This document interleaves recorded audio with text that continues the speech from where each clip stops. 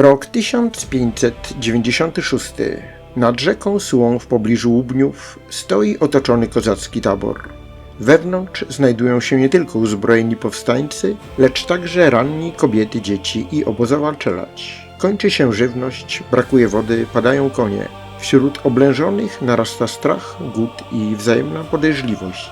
Wojska koronne dowodzone przez hetmana Stanisława Żółkiewskiego zaciskają pierścień oblężenia. Kozacy wiedzą, że długo nie wytrzymają. Wtedy podejmują desperacką decyzję. Kozacy pojmali własnego przywódcę, Semena Nalewajkę, i wydają go Polakom. Oddają także innych dowódców, działa, broń i zdobyte łupy. Liczą, że cena zdrady własnego atamana wystarczy, aby ocalić życie pozostałych. Rozbrojeni zaczynają opuszczać tabor. Wierzą, że zostaną puszczeni wolno. Nie wiedzą jeszcze, że za chwilę nad Sołonicą rozpocznie się rzeź. Na bezbronnych kozaków ruszają żołnierze, szlacheckie poczty i obozowa czelać. Giną powstańcy, giną ranni, giną kobiety i dzieci. Hetman Żółkiewski próbuje powstrzymać swoich ludzi, lecz nie potrafi już zapanować nad żądzą zemsty. W liście do króla pisał: Najjaśniejszy, miłościwy królu, kozacy pozbawieni żywności, wody i nadziei na ratunek przyjęli nasze warunki. Wydali Nalewajkę, Szaulę i innych przywódców, oddali działa, broń oraz chorągwie. Gdy jednak zaczęto wykonywać postanowienia kapitulacji, tumult powstał niemały. Piechota węgierska i żołnierze z ziem ukrainnych, rozjątrzeni dawnymi krzywdami, rzucili się na wychodzących z taboru kozaków. Odbierali im mienie, bili ich i zabijali. Wraz z rotmistrzami próbowałem powstrzymać gwałt, lecz rozjuszonego żołnierstwa nie dało się opanować. Nie z mojego rozkazu doszło do rozlewu krwi. Przywódcy mieli zostać osądzeni, a pozostali kozacy rozpuszczeni.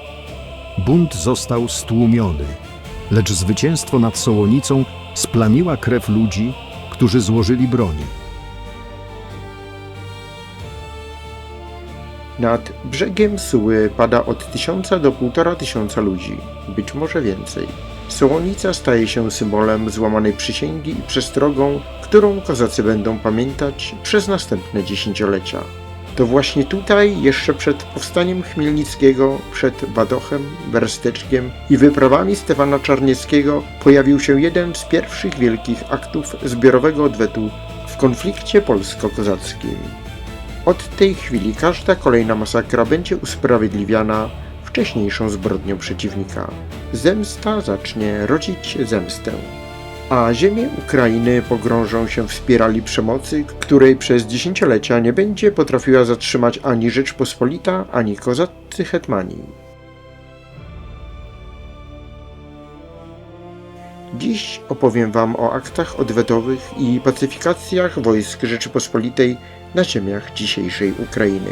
O miastach zdobytych szturmem, o mieszkańcach karanych za wspieranie powstańców, o Jeremim Wiśniowieckim, Marcinie Kalinowskim i Stefanie Czarnieckim i o tysiącach ludzi, którzy zginęli w wojnie, w której coraz częściej nie brano jeńców, gdzie kończy się wojskowa konieczność, a zaczyna się zwykła rzeź. I czy bohaterowie Rzeczypospolitej byli również bezwzględnymi pacyfikatorami Ukrainy? Posłuchajcie. Czy bohater polskiego hymnu mógł być jednocześnie bezwzględnym pacyfikatorem? Ile osób zginęło podczas wyprawy odwetowej wojsk Rzeczypospolitej na ziemiach dzisiejszej Ukrainy? Czy po ponad 300 latach jesteśmy jeszcze w stanie oddzielić fakty od wojennej propagandy obu stron? W dzisiejszym odcinku cofniemy się do jednego z najkrwawszych okresów w dziejach Rzeczypospolitej, do czasów powstań kozackich, wojny domowej, najazdów tatarskich i kampanii, podczas której ginęli nie tylko żołnierze.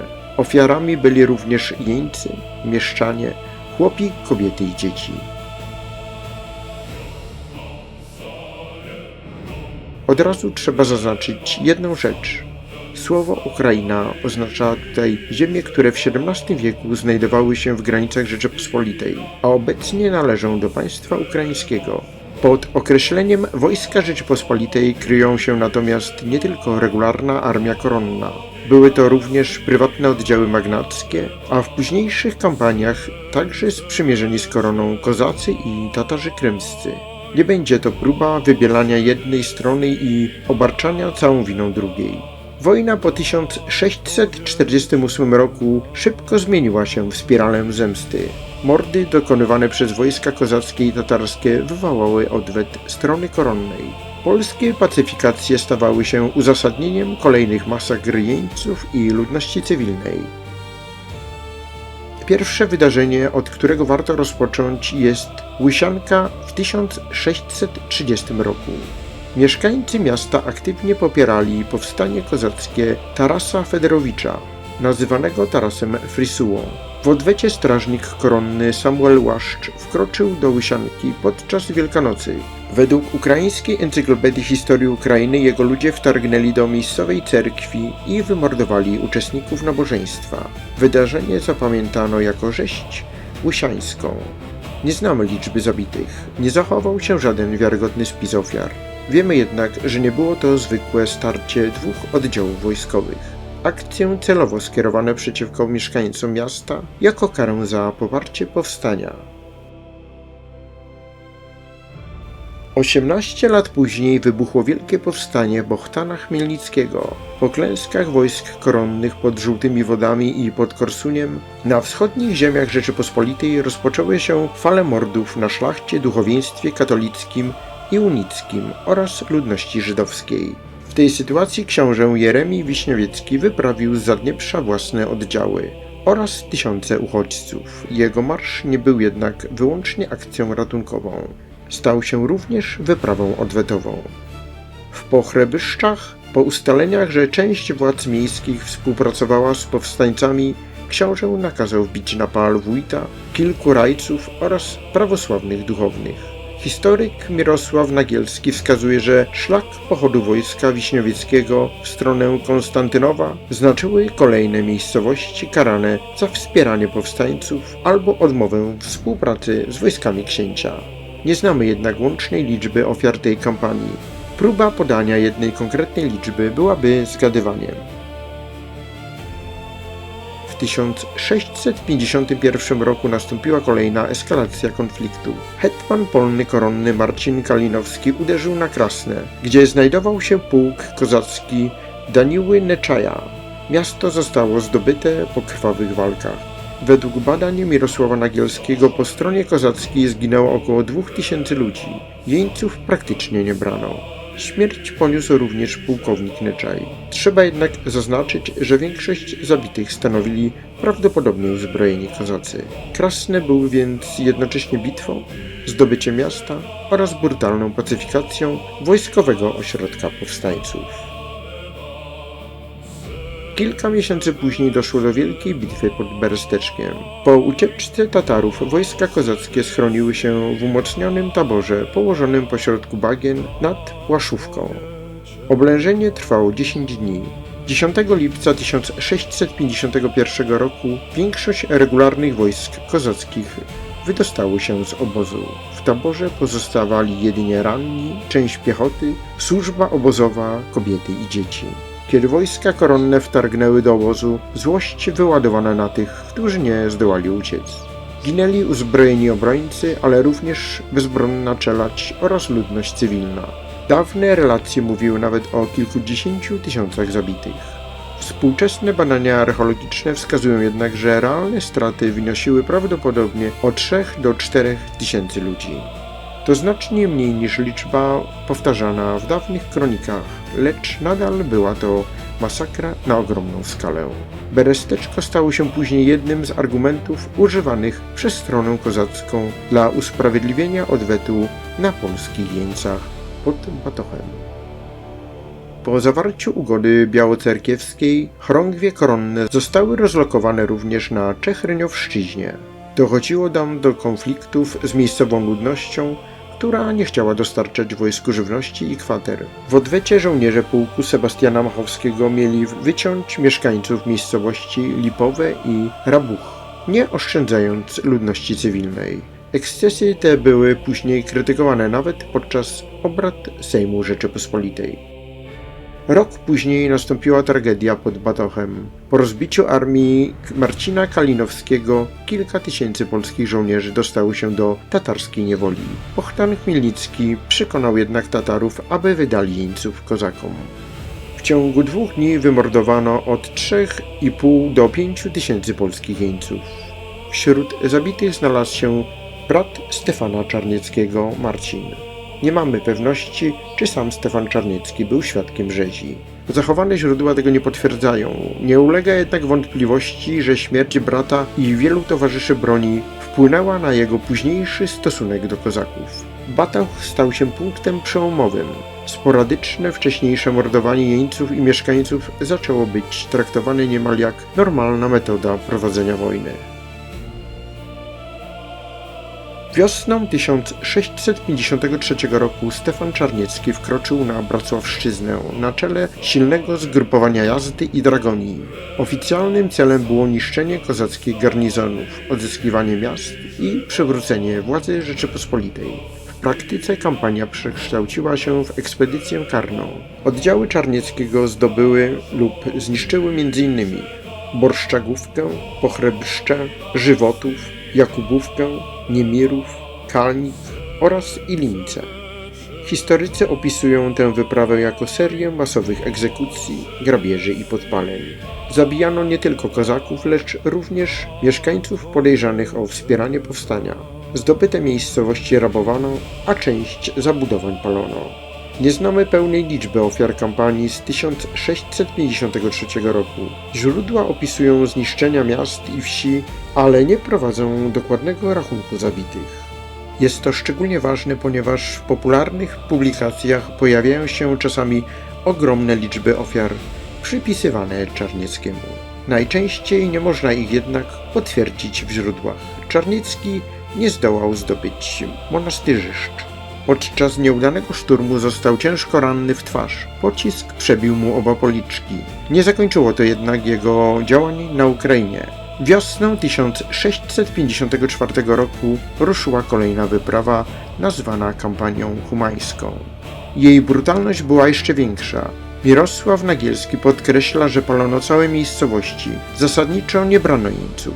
Kampanie Czarnieckiego w latach 1653-1654 określone są dlatego mianem ekspedycji karnych. Jednym z najlepiej udokumentowanych przykładów jest Myszarówka. Po zdobyciu miasta i zamku wojsko koronne zabiło zarówno kozaków, jak i miejscową ludność, określaną w różnych źródłach jako czerni. Relacje uczestników mówią o ponad 5000 zabitych.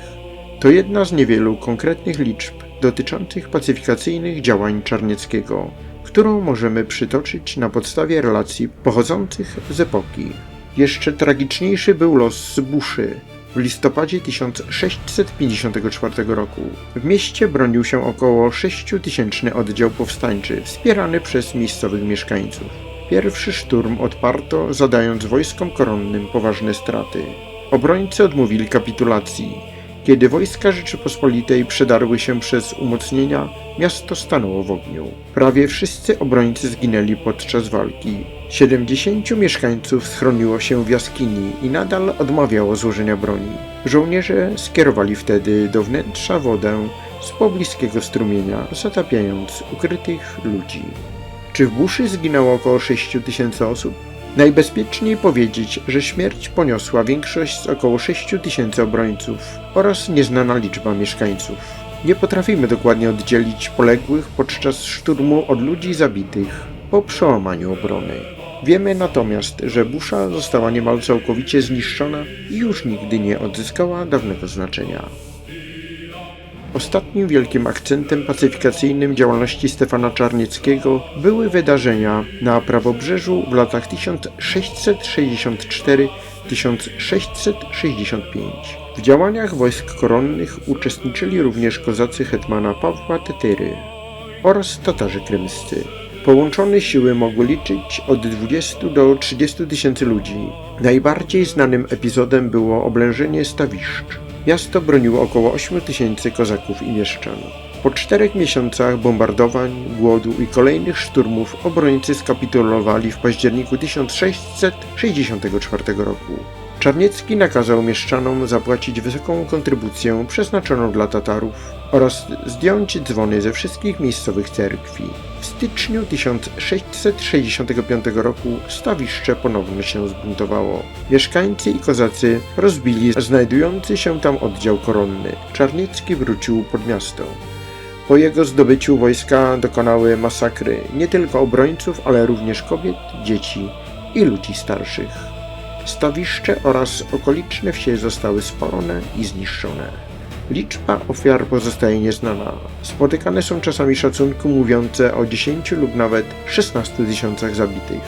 Nie mają wystarczająco mocnej podstawy źródłowej. Podczas szturmu Czarniecki został ciężko ranny, niedługo później zmarł. Człowiek zapamiętany jako bohater walki ze Szwedami i twórca wojny szarpanej zakończył życie podczas tłumienia powstania na Ukrainie. Ile osób zginęło zatem w akcjach odwetowych i pacyfikacyjnych wojsk Rzeczypospolitej? Dla Krasnego Źródła podają około 2000 zabitych, dla Beresteczka od 3 do 4000, dla Myszarówki ponad 500. W Buszy zginęło prawdopodobnie większość z około 6000 obrońców oraz część mieszkańców. Do tego dochodzą niepoliczalne ofiary Łysianki, wyprawy Jeremiego Wiśniewieckiego, kampanii Czarnieckiego z 1653 roku, spalonych miejscowości na Bracławszczyźnie oraz rzezi w Stawiszczach. Możemy zatem mówić o ponad 10 tysiącach zabitych, wydarzeniach, dla których zachowały się przynajmniej przybliżone dane. Rzeczywisty bilans wszystkich działań odwetowych był z pewnością wyższy. Nie była to jednak liczba samych cywilów. Znajdowali się w niej żołnierze, uzbrojeni powstańcy, jeńcy, członkowie milicji miejskich oraz ludność cywilna. Oddzielenie poszczególnych kategorii jest dzisiaj praktycznie niemożliwe. Historia tych wydarzeń nie jest prosta. Jeremi Wiśniewiecki ratował uchodźców, a jednocześnie stosował terror wobec buntujących się miejscowości. Stefan Czarniecki uratował Rzeczpospolitą podczas potopu szwedzkiego, ale na Ukrainie prowadził wyprawy karne, podczas których niszczono całe społeczności. Kozacy walczyli o swoje prawa i niezależność, a jednocześnie dokonywali masakr jeńców oraz ludności cywilnej. XVII-wieczna Ukraina stała się przestrzenią wojny, w której odwet rodził następny odwet. Kiedy zemsta zaczęła zastępować prawo i politykę, granice pomiędzy bitwą a rzezią praktycznie zniknęły. Do usłyszenia w kolejnym odcinku.